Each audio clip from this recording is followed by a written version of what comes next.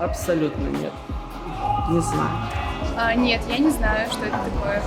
Предварительное голосование с целью того, чтобы посмотреть, насколько кто за кого голосует, у кого какие проценты. По-моему, что-то с предвыборной кампанией связано, да? Да. Но точно определение не помню. Ну, нет, не знаю.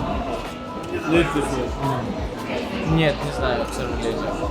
Примерно знаю, это связано с выборами и как бы отбор депутатов. Нет.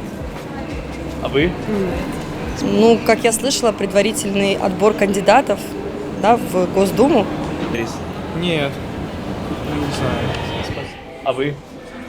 Это предварительный отбор кандидатов во время выборов. Нет, не знаю. Нет. Нет, не знаю.